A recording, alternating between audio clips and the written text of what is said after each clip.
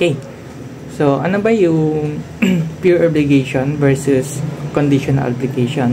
So, sa pure obligation po, it doesn't depend on the future event. Meanwhile, sa conditional obligation, it depends on the happening of event. So, let's say, for example, if I have a debt worth 20,000, I will give you 20,000 tomorrow, 20,000 pesos tomorrow. No, another condition, I will just give you 20,000 tomorrow. So that is a pure obligation. I have about conditional obligation. So there is a condition na ilalagay ako. Bibigyan kita ng 20,000 bukas kung papaliguan mo yung anak ko. Sana all may anak. Anyway, ano ba yun ang nagka-erase mo sa? Anyway, kung there is a condition, so, bibigyan, ano, mangyayari ba yung obligation kung hindi mo papaliguan yung anak ko? So, hindi po pwede. So, sa conditional obligation, may condition na nilagay. Sa pure obligation, wala po. How about obligation with the terms? Sa obligation with the terms naman, there is a certainty of arrival of time. So, ang classic example nito, debt. Okay. Bibigyan kita ng 20,000 kapag namatay na yung aso nyo. Okay? Kung mamatay yung aso nyo, kailan lang ma-arise yung obligation na yon. So, pag namatay lang po yung aso nyo, ibibigay ko yung 20,000. So, that is obligation with a terms. Again, pag pure obligation, it doesn't depend on the future or certain event. Meanwhile, on the conditional obligation, it depends on happening of the future of event. So, there is a condition na ilalagay yung creditor or the debtor. On the other hand, the obligation with the terms, there is a day certain na mangyayari at mangyayari talaga ang event na yan. So, what are the other kinds of obligation? Conditions. What are other kinds of conditions? So, number one, we have as to when the obligation should be performed. So, we have here suspensive versus resolutory. So, suspensive, happening which give rise to the obligation. Meanwhile, on the resolutory, happening which extinguishes the right already existing. Okay, so suspensive, let's say I will give you a car. I will give you a car if you pass the exam on pre-finals. Now, if you pass the pre-final exam, that is when the obligation will arise. What is the obligation? I will give you the car. So, if mapasa mo nga yung pre-final exam, bibigyan po kita ng kotse. How about resolutory? Ngayon naman, yung kotse na yun, nabigay ko na sa'yo. So, you have already rights, already existing. Okay, ginagamit mo ng kotse mo pagpunta sa school. Ngayon, ang condition lang doon, if mabagsak mo yung exam, babawiin ko na yung kotse na binigay ko sa'yo. Ngayon, ngayon naman, ang mangyayari po doon, if mabagsak mo nga yung exam sa pre-final, yung kotse na gamit mo, if hindi, pwede ko na po yung bawiin. So, you have already existing rights, nasa sayo na yung kotse, pero since nabagsak mo nga yung pre-final exam, pwede ko na pong bawiin. Kasi yun po ang nasa kontrata natin. Okay? So, again, pag sinabing suspensive, happening which give rise to the obligation. On the other hand, pag resolutory, it extinguishes the rights already existing. Now, as to whom or where it depends. Number one, potestative. So, potestative po depends on the will of the party to the juridical relation. So, it only talks about the sole will. So, isa lang yung may nasa will lang ng isang party. So, it's either the debtor or the creditor. How about the casual? So, it depends on the chance. Again, we'll say, if you win a lottery, if you win a any games na there is a chance, no? How about mixed party? Depends on the will of the party and the party on the chance. So, pinaghalo lang po ng potestative and casual. Okay. Okay, let's have an example. Bibigyan kita ng kotse kung uulan bukas. So, there is a chance na uulan. So, that is a casual. About quantitative naman, nasa sayo lang yung condition na yan. So, without even agreement with the creditor, nasa sole will lang ng debtor na ibigay yung kotse na yan. Okay? Next, we have as to capacity to be performed in parts. So, number 1, we have divisible versus indivisible. Pag divisible po, can be performed in parts. So, pag can be performed in parts, let's say, bibigyan kita ng 20 sack of rice. So, bukas, pwede kong i-deliver sa'yo 10 sacks of rice. Then, on Tuesday naman, what is date for tomorrow? Thursday? Thursday ba yan? No, it's Wednesday, okay? Let's say, Wednesday, tomorrow, bibigyan kita ng sack of rice worth 20 sacks. I don't know. The obligation was to give you a 20 sack of rice. Now, tomorrow, I will only give you 10 sack of rice kasi yun lang po ang kaya kong i-deliver muna. Now, on Thursday, i-deliver ko na yung remaining na sack of rice. So, pwede po siyang ma-divide. So, that is, from the word itself, divisible. How about indivisible? Cannot be performed in parts. So, yung classic example natin nito, if I will deliver you a cow, no, or chicken, or animal, any kind of animal, hindi ko pwedeng sabihin na i-deliver ko yung ulo muna ng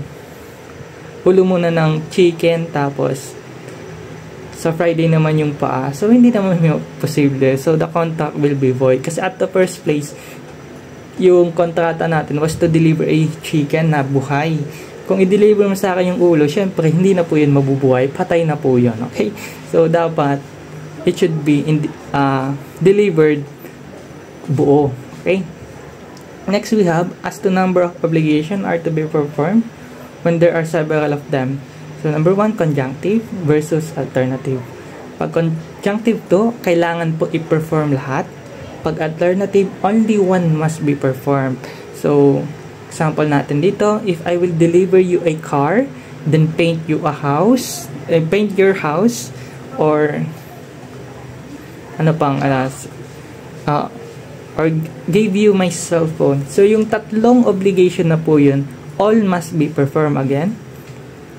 Pag conjunctive, kung any 3 things na kailangan mong ibigay, lahat po na yun na tatlo ay kailangan mong i-perform. So, that is conjunctive. Pag alternative naman, let's say, I will deliver you a cow, or a chicken, or a frog. So, any of the 3, kahit ilan yun, kung i-deliver mo yung chicken, kahit isa lang sa kanila ang i-perform mo, ang obligation mo po ay ma-fulfilled. So, okay, ma-extinguish na. Kasi nga, na-deliver mo na ang any of the 3. Only one must be performed. How about as to nature? As to nature po, it's either positive or negative. Pag positive po, it only means that we have what we should do, to do. Yung mga dapat natin gawin. Pag negative, not to do. Okay, pag to do, okay, dapat mong pinturahan yung bahay, dapat mong i-deliver tong bagay na to, dapat mong gawin to. Okay, pag negative naman, ito yung mga hindi mo dapat gawin, hindi mo dapat tong gawin, hindi mo dapat tong ilabag, kasi it will result to not fulfillment of the obligation. Okay, so as to nature, we have positive and negative. How about as to how made to known to the other party? So, number 1, express, and the difference between express and implied. Pag express po, expressly stated na, nandun na sa contract mismo, na ito yung mga gagawin mo, ito yung mga hindi mo gagawin, nababasa mo, alam mo yung dapat gawin. Sa implied po, merely inferred, hindi, wala sa contract talaga na gawin mo yon. Let's say, ang sinabi lang sa contract, i-deliver mo yung kotse na to. Pero hindi naman sinabi sa contract na alagaan mo. Pero it is implied or merely inferred na dapat alagaan mo yung kotse na yan. So, a good diligence of a good father. So, dapat i-take care mo yung kotse na yan even though hindi siya expressly stated sa contract. Kasi pag nangyari yon na hindi mo ayusin ang pag-deliver, then it will only leads to for payment of the damages. Okay? So, iniiwasan natin yan. So, again, there is as to may paano ba malaman ng kaibalang party? Should be expressly stated or impliedly stated. How about as to whether the obligation can be fulfilled? Okay, next we have possible or impossible. So, pag possible, it can be fulfilled. Pag impossible, cannot be fulfilled physically or legally. Okay, let's say you will paint the wall I have in the background. Now, if you will paint the wall in here, it is possible na mangyari yun kasi nga maayos yung wall natin and you can paint it easily. What if, sir, nagkaroon ng lindol, nagkakakiyan, and nasira po lahat? So, that makes the obligation impossible. Kasi nga, yung obligation mo was to paint the wall. Sino naman yung tanga na magpa-paint ng wall though the wall itself is already broken? So, that is impossible. So, pag impossible po, hindi na po, yung contract po natin is magiging void. Okay. So, we have here constructive fulfillment. A condition shall be fulfilled when the obligor contract fulfill its fulfillment. And potestative, sinabi natin na kanina, there is a sole will of one of the party. It renders the obligation void. It creates suspensive. Okay, so pag sinabi natin again suspensive, happening of a thing will rise the obligation and dependent upon the debtor. So sa kanya lang, di ba? Nakadepende lang sa debtor. So that makes the potestative that void. Thus, if the condition is resolutory or pwede ma-extinguish, pwede pa rin, no? It will also lead to valid, no? Magiging valid pa rin yung obligation. Even it depends upon the sole will, the obligation remains to be valid. Again, what is impossible condition? Kanina sinabi na natin to. So, this is are void if they are positive. Naman, pag positive kasi, yun nga, imposible mo namang gawin yung kanina, nasira-sira ng wall, or let's say, illegally siya. So, pwede. But, on the other, pag negative yung condition naman, iti-treat natin as always fulfilled. Ano yung classic example natin? Let's say, bibigyan kita ng 20,000 pesos as long as hindi ka dapat mag-drawing ng circle na tatlo yung sides. So, wala naman talagang circle na tatlo yung sides. So, already fulfilled na yung obligation mo. Kailangan man talaga i-deliver yung 20,000. Kasi at the first place, hindi ka naman talaga magdodrawing ng circle na tatlo yung sides. Okay? Kinds of impossibility, physical obligation, those which are incapable of being done physically. Kanina, yung sa wall. Or anything na classic example natin na pwede are incapable of done physically. Next is legally impossible naman. Contrary to law, good custom. So, pag nag-deliver ka ng droga or drugs, that is legally impossible. No? Bawal po yan sa batas. So, bakit mo pa yung gagawin? It will only render the obligation void.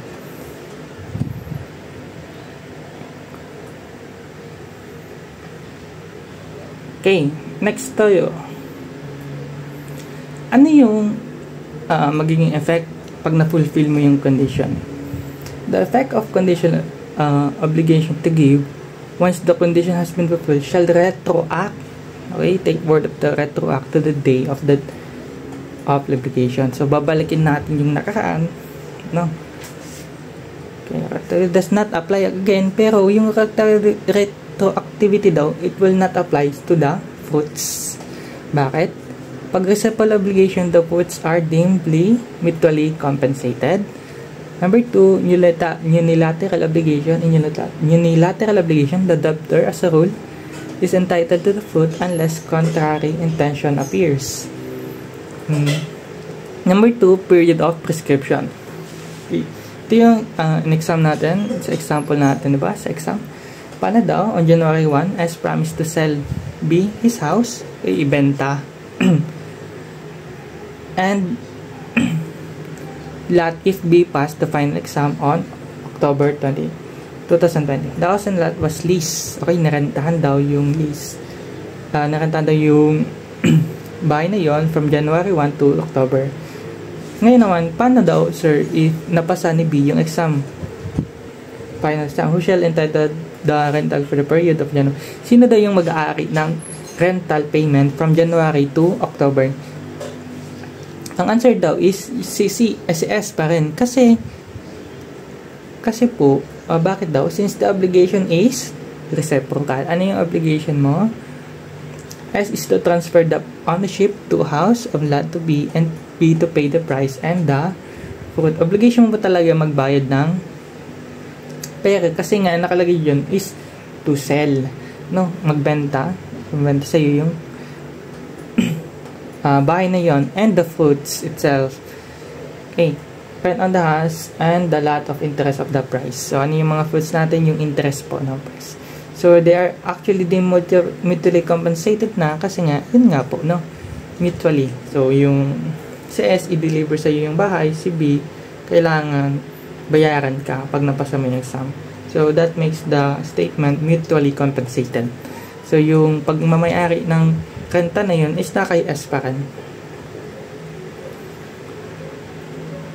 Concurrent obligation is obligation to give a determinate thing. Ano yung primary obligation? Was to deliver a thing, either be actual or constructive. Again, to take care of the things with the proper diligence of a good father, unless there's stipulation required the other standard of cares. Ano yung mga example ng standard of cares? Let's say yung sa passenger, kailangan yung standard of cares doon is kailangan ng piloto or any driver na i-deliver yung passenger niya safely. Ganun din yung mga standard of cares. To deliver the fruit of the thing from the time obligation to arise. And kailangan i-deliver din yung fruits. Kung baboy yan, dapat yung anak niyan i-deliver din sa iyo. Okay, take note, the gardener will realize over there until it's delivered to him. Dapat ma-deliver muna bago magkaroon ng real right over the thing. Okay, kung hindi pa na-deliver sa iyo yung bagay na yon, pwedeng ibenta ng owner yon sa iba. Kasi hindi pa naman sa iyo na-deliver. So, you have no real rights. Pero, pwede kang magsampa ng kaso for the damages. Kasi nga, nasa kontrata, talagang i-deliver sa iyo yung fruits. So, you can ask for rescission or ask for damages. So, ano yung pinagkaiba ng personal right and real rights? So, pag personal rights, okay, that only can be exercised against specific, thereby prohibiting an action to recover the ownership or possession of specific thing, but only allow action for the damages against specific person. Again, for example, yung puno. Yung puno na yun, okay, yung land, no? Yung land na lang. Yung land na yun, nagkaroon ng puno. Then, yung puno na yun, nagkaroon ng mga prutas. Let's say, ano na yan, January, February, March na yan? April na. Ngayon, hanggang April 15, nagbunga yung puno na yan.